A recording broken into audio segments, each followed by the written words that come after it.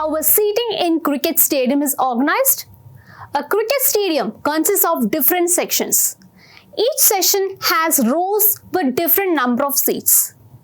Two employees find that the 14th row has 190 seats, 15th row has 192 seats, 16th row has 194 seats. They wanted to know how many seats are there in the 30th row. What they do is they start counting. Don't you think it would be a tedious and time-consuming task? Is there any other way to make the process simpler? Definitely yes. This would be possible if we can find a generalized method. And in this video, we are going to discuss about it. As you can see, the number of seats in the rows of a stadium are arranged in an order. Or we can say they follow a sequence. So we can define a sequence as a list of things arranged in an order. Now coming back to the scenario, 14th row has 190 seats, 15th row has 192 seats, and the 16th row contains 194 seats. We can put this data in an order or as a sequence, right? That is 190, 192, 194, and each number that occurs in a sequence is called term. We usually denote the terms of a sequence by A1, A2, A3 up to AN, where the subscripts denote the position of the term. So, in the sequence, what does A1 represent? A1 represents the first term. What is A2? A2 represents the second term, and so on. Now, what is AN?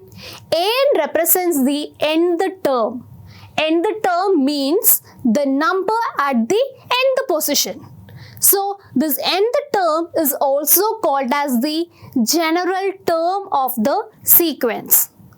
So, the number of seats in the stadium has its terms.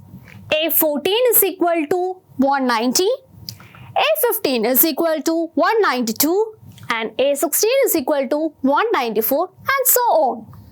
Next, we will discuss the different types of sequences. Sequences are of two types, finite sequence and infinite sequence. What is finite sequence?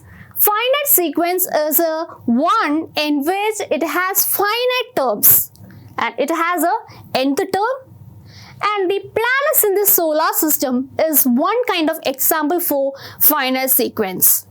And on the other hand, infinite sequence has how many terms? It has infinite terms and it has lacks a nth term. The cells in the human body is an example for infinite sequence. Often, the rule that provides the various terms in a sequence can be expressed as an algebraic formula.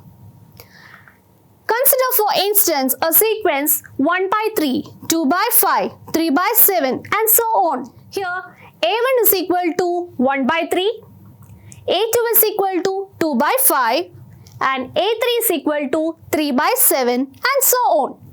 If we closely observe the sequence, the nth term can be expressed as An is equal to n by 2n plus 1, where n is a natural number. Now, if I ask you to find the 14th term in the sequence, what will you do? Just substitute the value of n is equal to 14 in this formula of nth term. So we get A14 is equal to 14 divided by 2n plus 1, that is 2 into 14 plus 1, and we get it as 14 divided by 29. Right? Consider another sequence 1, 1, 2, 3, 5, 8, so on. Can you generate a rule for the sequence? By looking at the sequence, we can understand that it has no visible pattern. Here, the sequence is developed in such a way that each number is the sum of the two numbers that precede it. And such a sequence is called as Fibonacci sequence. So, keeping this in mind, we can write the nth term, that is, an is equal to an minus 2 plus an minus 1. What is n? N should be greater than 2. Alright? But there are cases where we cannot frame an algebraic formula for the terms of a sequence. In such cases, we can consider a sequence as a function whose domain is the set of natural numbers or its subset.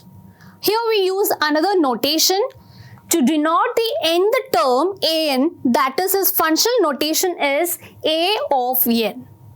So, we have seen what a sequence is and its types. Now, suppose if the terms of a sequence can be written as the sum of the terms, it is called a series.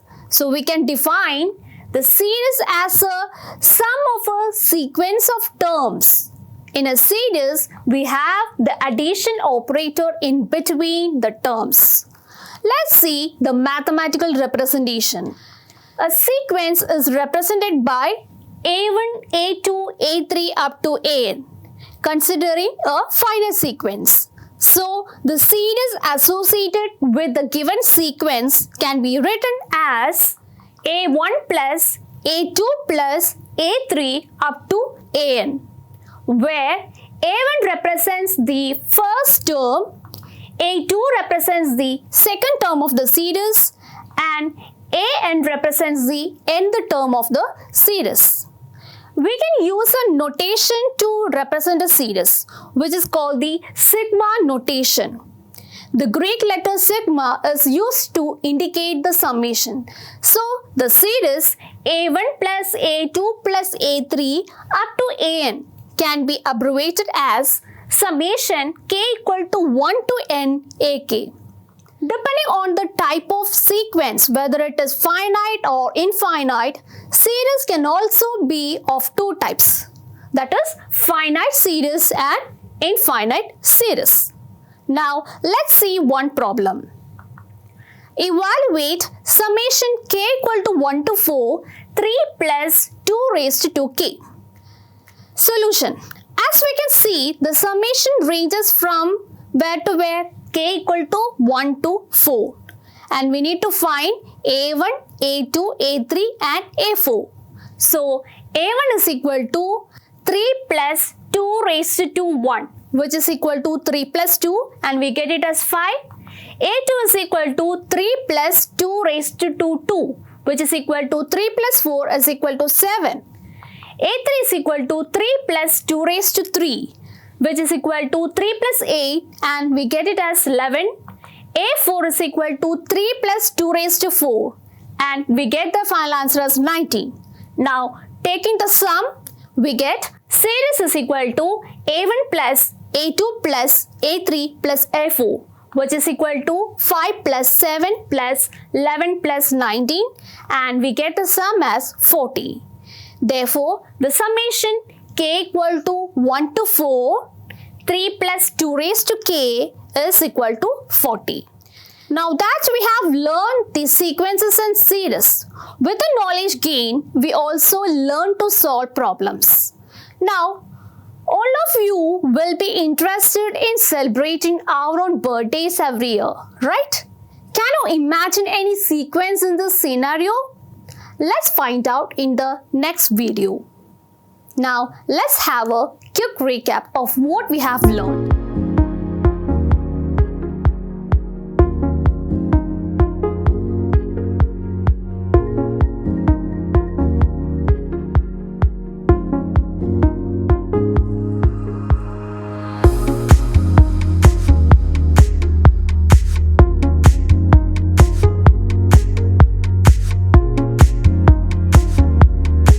Manorama Horizon. Learning made simple.